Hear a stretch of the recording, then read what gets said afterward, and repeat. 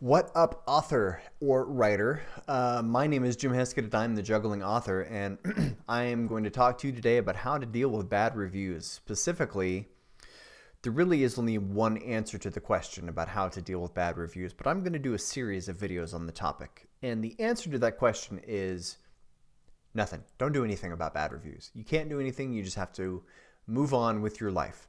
But that's the simple answer, but actually the implementation of that is a lot more complicated. And the truth of the matter is every book is going to have bad reviews. If you look at some of my books, there are glowing reviews and there are also bad reviews. Particularly, there's some bad reviews on my book, Wounded Animals. A lot of people don't like the fact that it doesn't resolve every question. The character has a goal and he accomplishes that goal, but the larger mystery is unsolved, and a lot of people 1 and 2-starred the book because it doesn't answer everything. There's nothing I can do about that. That book is clearly not meant for those people. But so to demonstrate how not every book is not for every person, I'm going to read a selection of reviews to you from the book To Kill a Mockingbird by Harper Lee, a book that I enjoyed and is considered one of the greatest novels of all time. Here are some 1-star reviews of that book.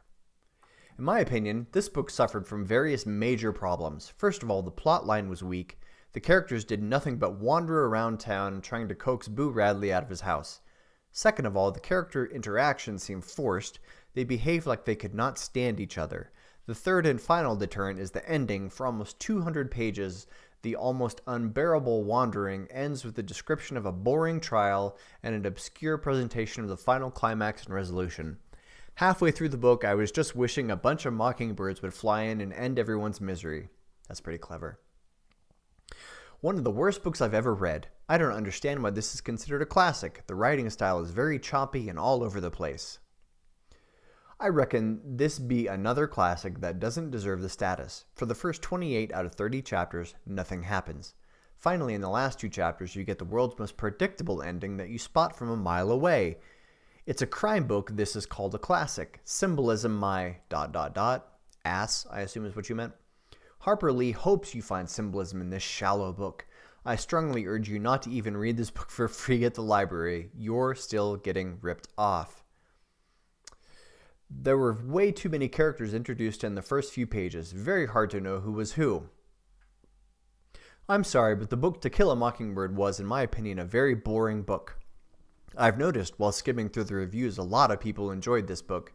Frankly, I don't know how I could. I was bored to death reading it, and the only reason I read it was because it was assigned to us in my 10th grade English class. The only interesting part in that book was when they were talking about the trial for Tom Robinson. I was disappointed in this book, and it seemed so exciting, but it turned out it was a bore.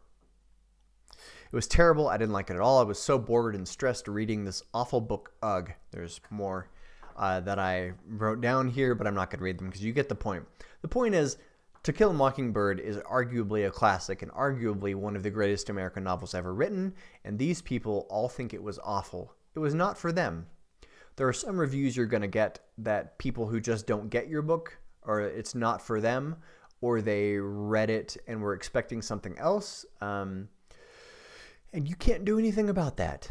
But clearly, the fact that To Kill a Mockingbird has 1,000 1-star reviews doesn't stop people from buying it. 1-star reviews are not going to stop people from buying your book unless you only have 1-star reviews.